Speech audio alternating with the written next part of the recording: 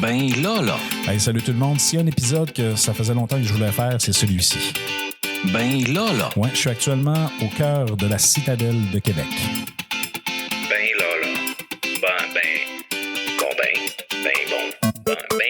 là. Oui, je suis dans ce lieu historique dans lequel, dans le fond, c'est un bastion important du tourisme à Québec. C'est un monument incroyable de l'histoire du Québec. Donc, la citadelle, c'est également je dirais, je veux pas dire le siège social, mais c'est la base du Royal 22e Régiment. Il y a un musée exceptionnel. Bref, c'est un endroit que je pense que si vous n'avez jamais été faire un petit tour, c'est une place à aller. Alors, j'ai la chance d'avoir un invité de la semaine pour nous en parler. Attention. Voici notre invité de la semaine. Alors, pour nous parler de ce monument touristique, je dis touristique, mais je dirais par rapport aux forces, principalement la Citadelle de Québec, je reçois Pierre-Luc Berthiaume. Bonjour, Pierre-Luc. Bonjour, Benoît, ça va bien? Là, on se parle tout de suite, on a déjà fait les présentations, on s'est autorisé de se tutoyer, il n'y a pas de problème avec ça. Donc, premièrement, Pierre-Luc, merci d'avoir accepté de venir me rencontrer dans Bel-Ala et de me recevoir ici même dans ton bureau au cœur de la Citadelle. Oui. Je parlais un peu de comment est-ce que je trouvais ça wow, là, tu sais. En fait, avant de commencer, avant de te demander pourquoi tu es venu travailler ici, j'aimerais ça qu'on fasse un portrait un peu de ton parcours. Donc, Pierre-Luc, lui, il a fait quoi? Qu'est-ce qu'il a? Dans le fond, c'est quoi ton parcours académique, professionnel et qu'est-ce qui t'a amené à la direction générale? OK. C'est qui Pierre-Luc Berthiaume en soi? Là? Exactement. À proprement dit. Ben écoute, je suis un petit gars natif de la Beauce, dans le fond, qui est venu faire ses études ici à Québec, là, au cégep, à l'université. J'ai un baccalauréat en communication publique que j'ai réalisé au début des années 2000. Par la suite, lorsque j'ai terminé mon baccalauréat, je me suis dirigé comme préposé au renseignement au ministère de l'Éducation. Là. J'avais comme une vocation fonction publique, gouvernement du Québec ou quoi que ce soit. Il n'y a pas eu de fit naturel nécessairement entre ma personnalité et la fonction publique québécoise, mais je me suis dirigé par la suite pour avoir un impact peut-être plus grand ou le mesurer du moins à la Fondation Rêve d'enfants. Okay. Pour lequel j'ai débuté comme coordonnateur de collecte de fonds. Donc, diriger des équipes de bénévoles ou peu importe, mais j'avais le sentiment de pouvoir vraiment concrètement mesurer l'impact que je peux avoir après une journée de travail. Et ça, c'est du travail. Ça, c'est de l'implication, là. Quand tu travailles sur de la collecte de fonds, tu coordonnes des bénévoles, tu coordonnes du staff, c'est tout un défi. Ah oui, effectivement. Souvent, on sous-estime un peu. Là, même des fois, la blague, les gens me disaient « Ah ouais, c'est ton travail à temps plein. » Tu sais, ils croyaient que je faisais ça un petit week-end sur 2 ou quoi que ce soit. Ouais, non, c'est pas ça. Mais j'ai quand même fait ça pendant, je te dirais, 9 ans et demi à peu près. Donc, à peu près 1400 rêves que j'ai pu réaliser au sein de l'organisation pendant que j'y travaillais. Naturellement, je n'ai pas rencontré toutes les familles, là. Parce qu'ils étaient trop nombreuses, mais ça m'a permis justement d'être l'humain que je suis aujourd'hui et de mieux comprendre également certaines problématiques, soit au niveau de la santé, parce que tu sais, Rêve d'enfant réalisait le rêve des enfants et réalise encore le rêve des enfants d'une maladie qui menace leur vie. Donc, des enfants de 17 ans et moins, 18 ans et moins. Donc, j'ai participé à ça, puis j'ai été quand même pendant 4 ans au niveau des collectes de fonds, puis par la suite, j'ai pris la direction du bureau de l'Est du Québec. Okay. Donc, j'avais Québec-Saguenay, d'ailleurs, était sous ma responsabilité, ainsi que jusqu'en Gaspésie et tout. Là.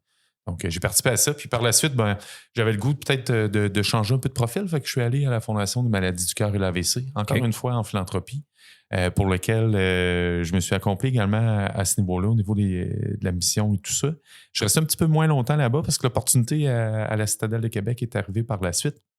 Et souvent, on me demandait pourquoi la Citadelle, tu sais, à la direction générale ici, tout ça. J'avais le goût d'un changement. Tu sais, l'évoquer un petit peu plus tôt. Là. C'est un changement important, là. C'est quand même assez important. Les gens qui me connaissent très bien dans mon entourage se demandaient justement pourquoi j'avais décidé de faire ce changement-là, qui était quand même assez drastique, mais je dirais que la philanthropie, c'est un don de soi, à la base. Un don de soi où est-ce que tout passe un peu de côté. Là. Tu sais, la priorité, c'est toujours la mission que tu défends. Tu ne vends pas un produit ou un service, donc c'est toujours un peu intangible. Tu ne peux pas vraiment dire à quelqu'un qui te donne un don, garde avec ton don, voici ce que je vais faire, ou tu m'achètes un service ou quoi que ce soit. Fait que c'est un don de soi, c'est 7 sur 7, tu es au restaurant, tu vois une opportunité d'affaires, il faut que tu en parles ou quoi que ce soit. Puis sans dire que j'avais fait le tour, parce que je m'implique encore en philanthropie, là, je trouve que c'est important, dans le fond, d'aider sa communauté et tout ça. Mais j'avais le goût d'avoir une équipe de travail diversifiée, professionnelle, mais également aussi de moins avoir à me concentrer sur la recherche de financement.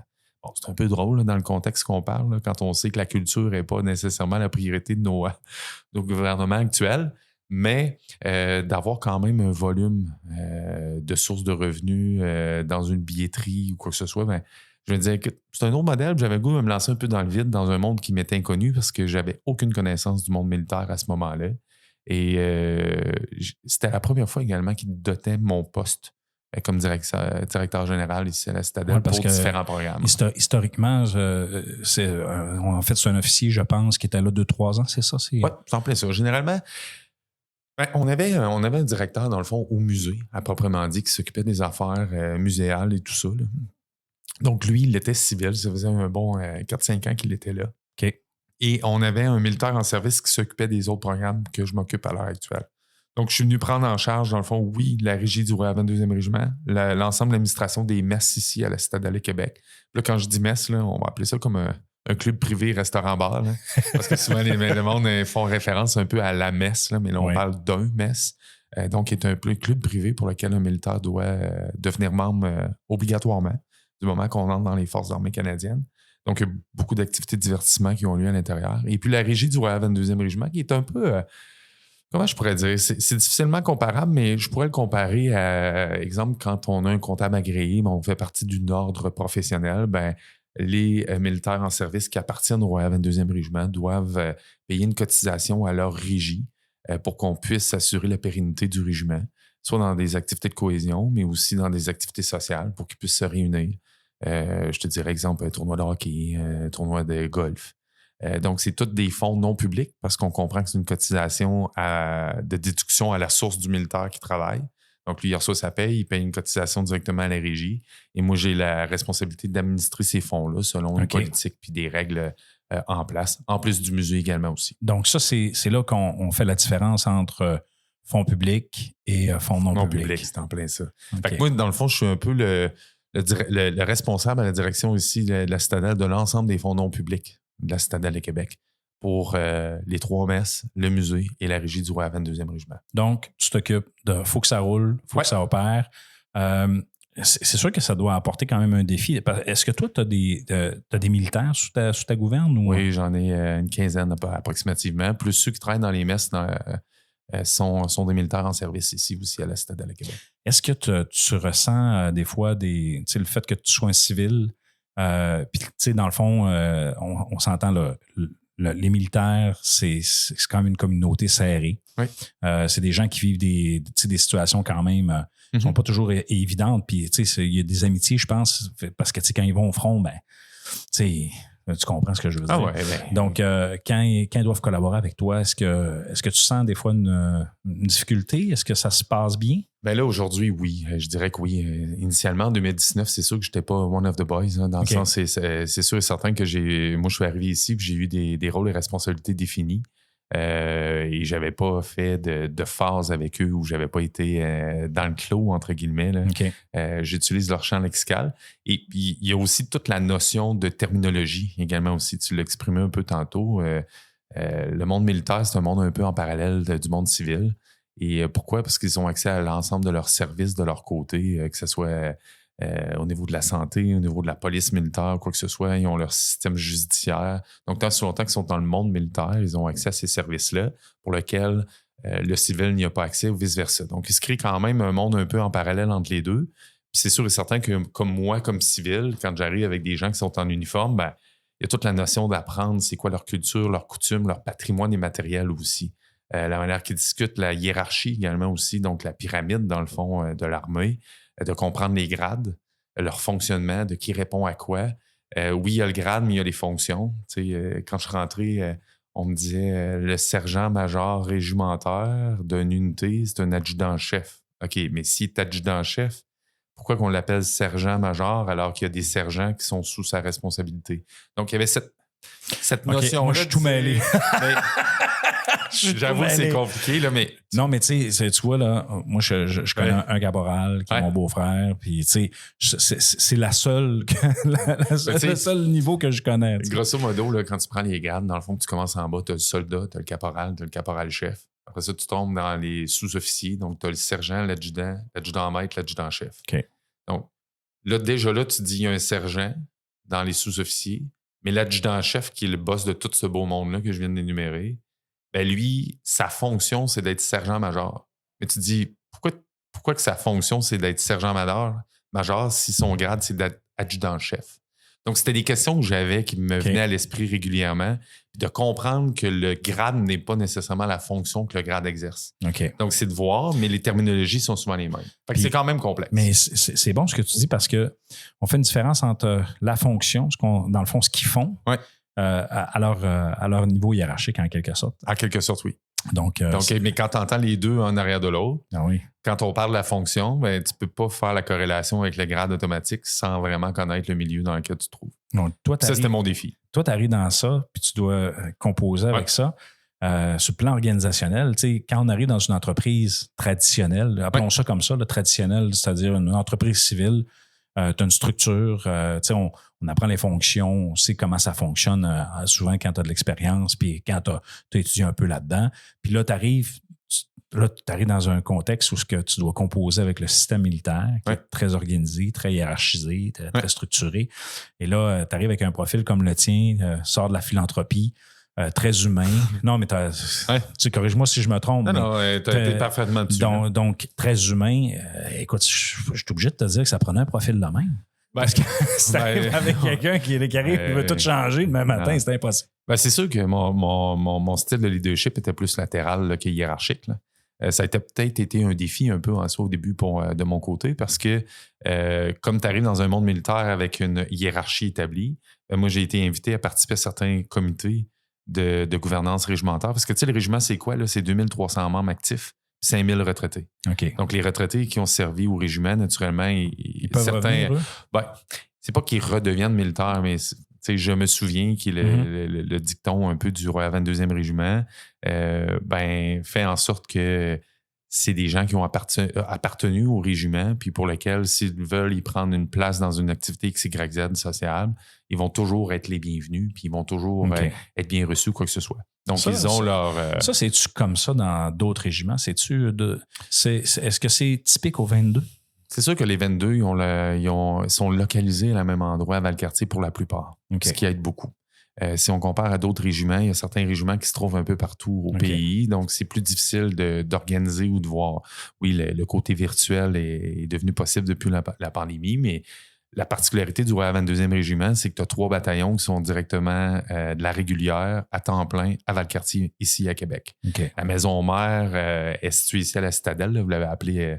un petit peu sur siège social, mais dans le jargon militaire, on dirait maison mère. Là. Donc, la maison mère du 22 est ici à la Citadelle de Québec. C'est eux qui en assurent la gestion. Oui, il y a des hors-unités. Donc, on comprend que quelqu'un qui augmente en grade, il va être amené peut-être à être déployé à l'extérieur. Il peut aller à Edmonton, à Gagetown ou ailleurs. Donc, on a des 22 un peu partout qu'on va appeler hors région, pour lesquels on va essayer justement de créer des petites activités de cohésion qui peuvent se voir, mais les autres régiments, on n'a pas nécessairement cette opportunité-là. Donc, ils ont des unités qui peuvent être un peu partout au pays. Fait que ce sentiment d'appartenance-là, de cohésion, puis de collaboration, puis est peut-être moins présent. Je ne dis pas qu'elle est inexistante, bien au contraire, mais on a cette opportunité-là de les avoir plus à la même endroit, dans la même région. Tu sais. Et la gestion du 22, ça, c'est militaire. Donc, toi, tu ne touches pas à ça. Tu t'occupes, comme tu mentionnais d'entrée de jeu, dans le fond, de la coquille, de l'environnement, du bâtiment. Bref, pour que ça fonctionne. Oui, puis on s'occupe de tout ce qui est activité de cohésion qui n'est pas payé publiquement. Fait que, je sais pas moi, une commémoration quelque part, on doit envoyer quelqu'un, on va s'organiser, nous, pour communiquer avec l'externe, pour trouver des individus, peu importe. Donc, je suis très, très impliqué avec eux. Je participe à leurs activités protocolaires ou peu importe, donc j'ai toujours été le bienvenu. Il y a une belle collaboration. Ah oui, effectivement. Donc, souvent, dans leurs activités régimentaires annuelles, il y a tous les militaires en service, puis il y a moi habillé en civil qui est à leur côté. Donc, ça me fait toujours bien sourire parce qu'on me voit souvent sur les photos là, comme le seul en civil. Mais oui, je travaille vraiment étroitement avec eux. Là. Toi, c'est quelle messe que tu préfères aller? Je présume que tu peux aller dans n'importe quelle. Ou est-ce que as-tu le droit d'y aller? Oui, effectivement. Je suis membre actuellement du messe des officiers. Mais oui, je peux aller un peu. C'est un peu ça la beauté de la chose. C'est ça l'objectif quand ils m'ont embauché en 2019, je crois, régimentairement parlant. c'était d'avoir un civil qui peut parler autant à la troupe qu'il peut parler aux officiers supérieurs, aux sous-officiers. Donc, moi, j'ai pas de lien d'appartenance à un groupe ou à un autre. Mon objectif est de rassembler cette famille régimentaire-là dans la mesure du possible, le plus possible. Fait que je parle à un ou à l'autre, moi, j'ai le même discours. Donc, j'ai la même approche. Toujours dans le respect professionnel ou peu importe, mais dans le but de représenter le plus grand nombre. Quand on est dans un grade précis puis qu'un grade supérieur nous demande une action, mais qu'on n'est pas supposé le faire, ben, la hiérarchie militaire peut s'appliquer. Certains ont défendu justement des éléments, mais des fois, on appelle ça dans le jargon militaire roche-papier-grade. Là. Donc, roche-papier-grade, c'est le grade qui peut gagner à ce moment-là. Moi, je n'ai pas cette notion-là de grade en moi qui peut faire en sorte que je pourrais rentrer en conflit ou qu'un grade pourrait entrer en conflit avec mes décisions ou autres. Là. Donc, il y a ce respect-là. Puis, il y a cette notion d'uniformité latérale là aussi. Là. Donc, sur le plan gestion. Okay? Oui. Si, je te pose une question juste pour clarifier correctement. Si, mettons, il y a des travaux à faire à la Citadelle, est-ce que c'est toi qui gères ça ou ça va être le côté militaire? Ça va être avec le côté militaire en collaboration, dépendamment si ça touche aux infrastructures du fonds non public ou pas. Okay.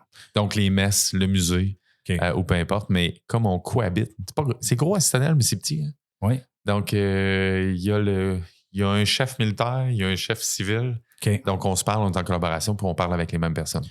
Les défis, justement, là, je présume que c'est patrimoine. Oui. Construction 1820, sauf erreur. Oui. Ça a commencé là, ça date un petit peu. Fait que je présume que quand c'est le temps de faire des modifications, vous devez avoir des petites surprises. C'est sûr. Ça fait partie de l'enjeu principal.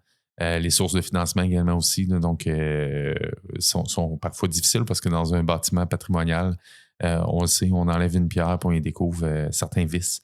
Ou encore, il faut faire intervenir l'archéologie ou peu importe si on découvre des artefacts ou des éléments qui pourraient raconter l'histoire. Ça doit être compliqué là, quand vous découvrez quelque chose. En fait, quand vous entamez un processus comme ça, je présume que la ville elle a des règles aussi par rapport à la protection du patrimoine.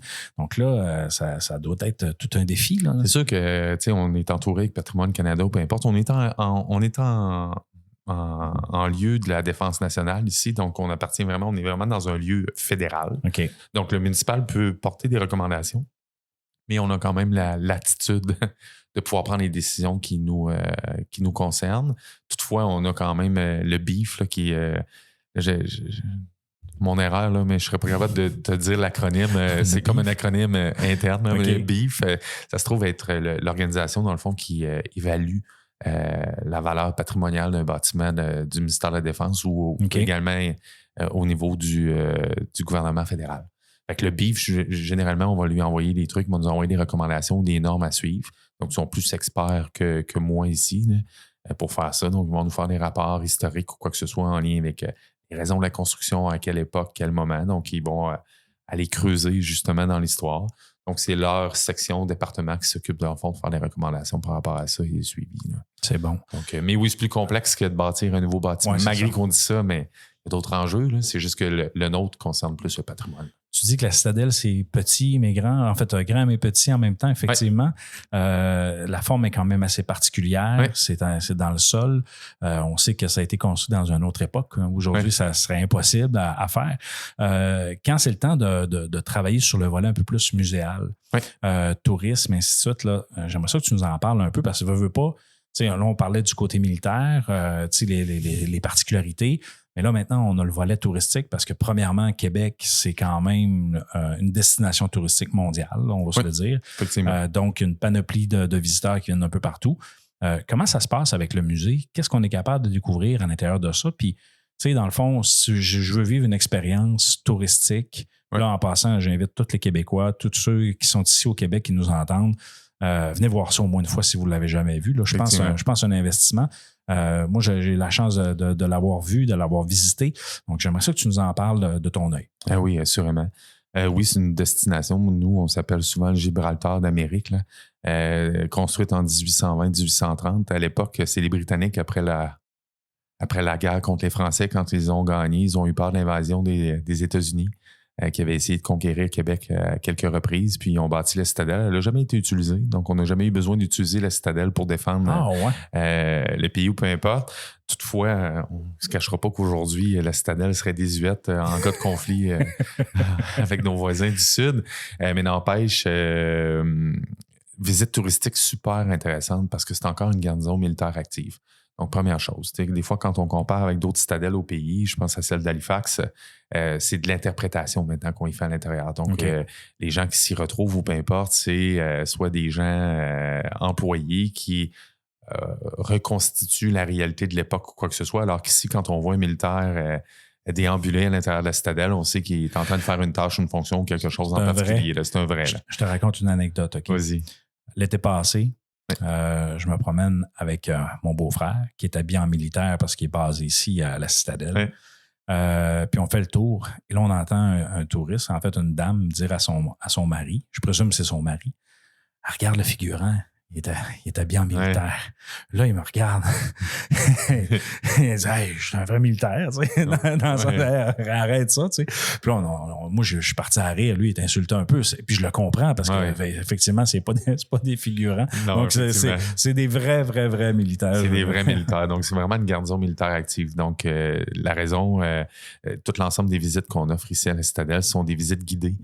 Pour cette raison-là première. Là. Donc, on ne peut pas déambuler à l'intérieur de la citadelle comme bon nous semble. Naturellement, c'est des groupes qui sont formés anglais-français. Et puis, on va faire justement un parcours à peu près d'1 heure à l'extérieur de l'enceinte pour parler de l'histoire de la citadelle, de sa construction, de la raison, mais également aussi des faits d'armes du Royal 22e Régiment qui ont été formés en 1914. Donc, en 2014, ils ont célébré leur 100e anniversaire de création. Et en 2014, d'ailleurs, on a également inauguré un musée intérieur. Donc, il y a deux éléments que les touristes viennent visiter ici à l'intérieur de la citadelle. C'est la citadelle à proprement dit, donc le lieu historique national, mais également le musée Royal 22e Régiment qui se trouve à être à l'intérieur d'une casemate S de la citadelle de Québec, où est-ce qu'auparavant, on y retrouvait des dortoirs pour les militaires, là, donc qu'ils étaient hébergés à l'intérieur là, lorsqu'ils faisaient de leur service ou leur entraînement ou peu importe. Donc, les gens arrivent ici, peuvent visiter le musée en premier lieu ou encore quitter pour aller faire la visite guidée d'1 heure avec différents bâtiments. On est d'ailleurs l'endroit le plus élevé au niveau du sol de la ville de Québec parce qu'on est à la hauteur des Cap-Diamants.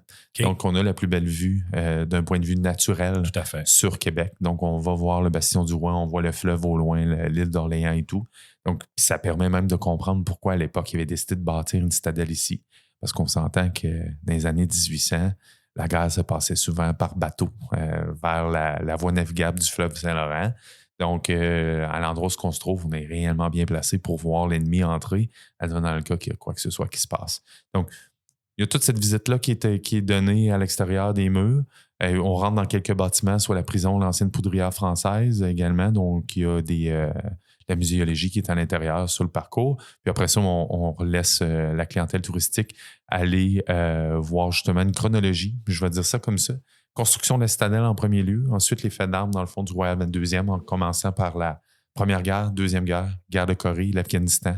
Et la salle Honneur et Mémoire là, qui présente l'ensemble des médailles qui nous sont remis par nos militaires. Là, une salle qui à leur retraite ou autre. Là. Ça mérite beaucoup de respect quand on entre dans ce lieu-là parce que c'est ça. Ça représente beaucoup. Ça représente beaucoup le sacrifice, dans le fond, de nos Canadiens français qui ont parfois donné leur vie en mission pour la liberté qu'on a aujourd'hui. Oui, puis c'est important de le souligner. Le seul bataillon francophone, canadien-français, effectivement, le 22 a fait ses marques. Je pense que c'était le groupe préféré de la reine, sauf erreur.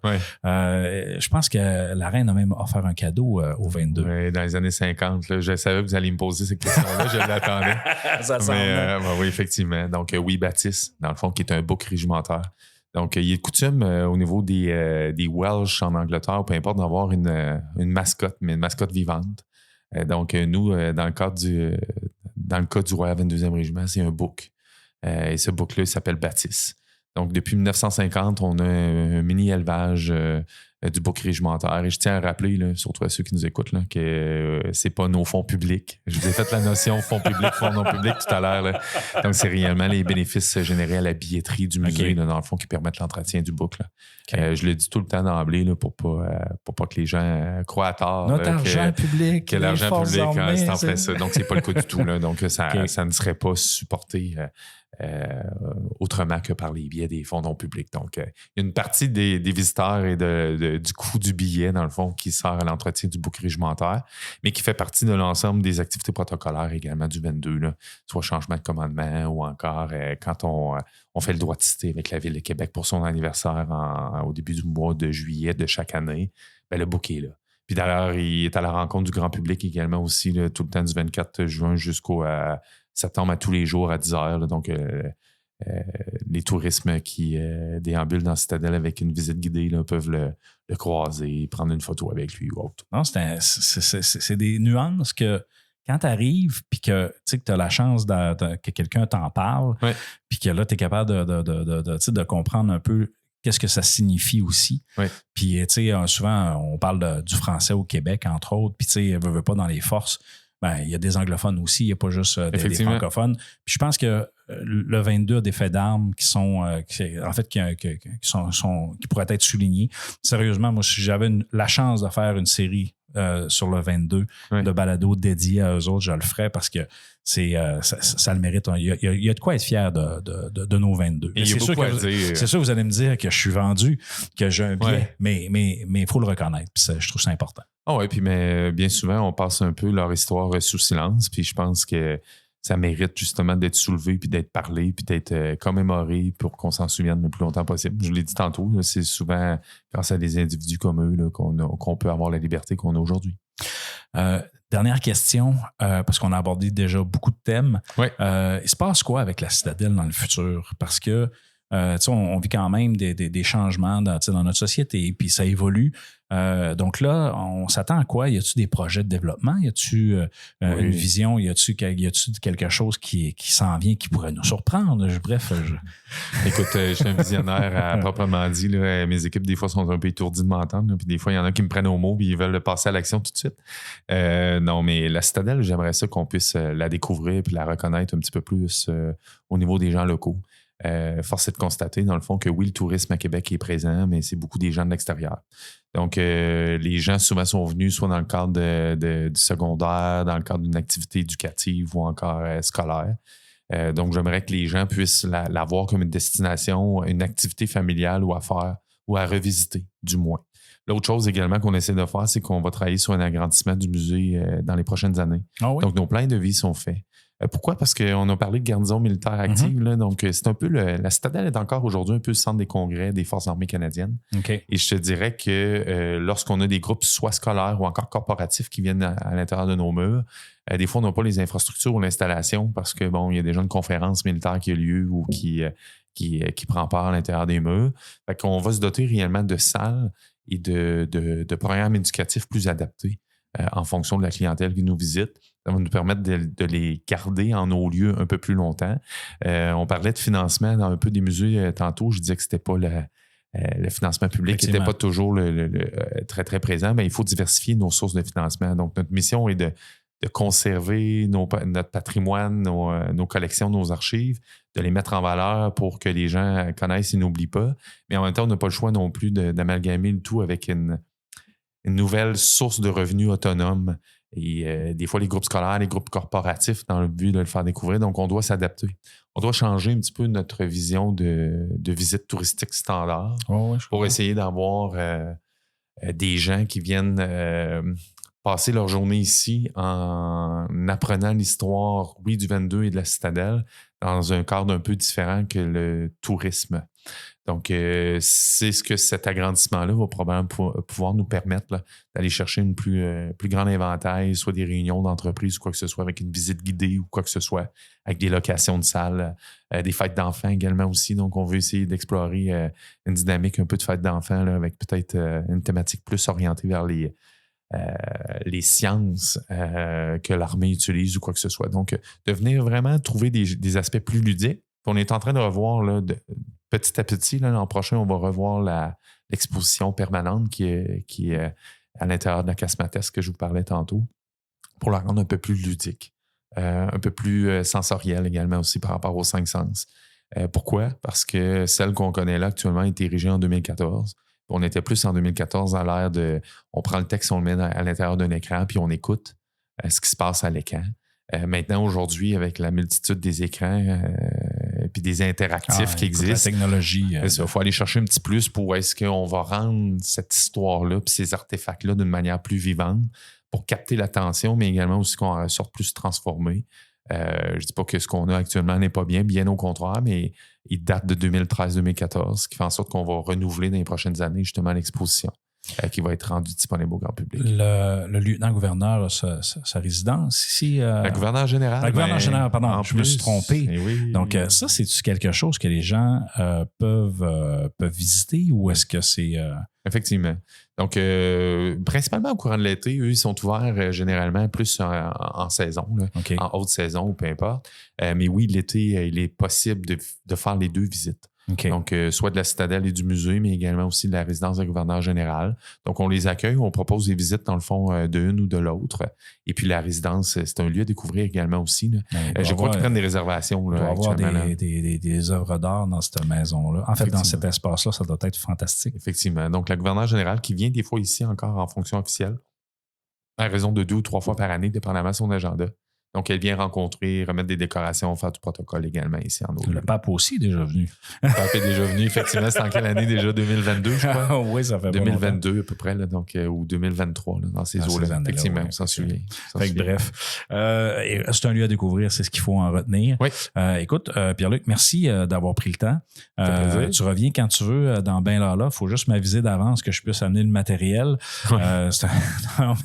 On a quand même parlé de... Tu sais, on a abordé tout le volet gestion, les particularités. Puis je pense que, à partir du moment où ce que tu dis, ben moi, par exemple, je veux travailler dans les forces, il y a des possibilités. Puis tu vois, là, l'aspect civil, parce que des fois, moi, j'ai entendu, OK, je fais de la gestion de projet, mettons, à Bagotville, ce sont des civils, mais tu sais, là, en tout cas, je suis capable d'avoir un peu cette ligne-là.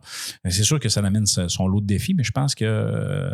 des belles opportunités au niveau des forces, peu importe du ministère de la Défense, puis je pense que l'arrimage entre les deux, entre le civil et le militaire, est une des solutions les plus efficaces. Donc, pendant que nous, on fait la gestion, dans le fond, du tourisme, des messes puis des programmes qui leur servent, eux peuvent se concentrer vraiment sur leur mission, leur entraînement, puis pour répondre à l'appel, le cas échéant. C'est bon. Merci, Pierre-Luc. Ça fait plaisir, Benoît. Ben là. Alors, c'est ce qui complète cet épisode en direct de la Citadelle. Merci à Pierre-Luc. Merci à vous tous d'être à l'écoute. Et bien sûr, vous pouvez nous suivre sur les réseaux sociaux ainsi que sur benlala.ca. Sur ce, les amis, il ne me reste qu'à vous dire ciao, ciao.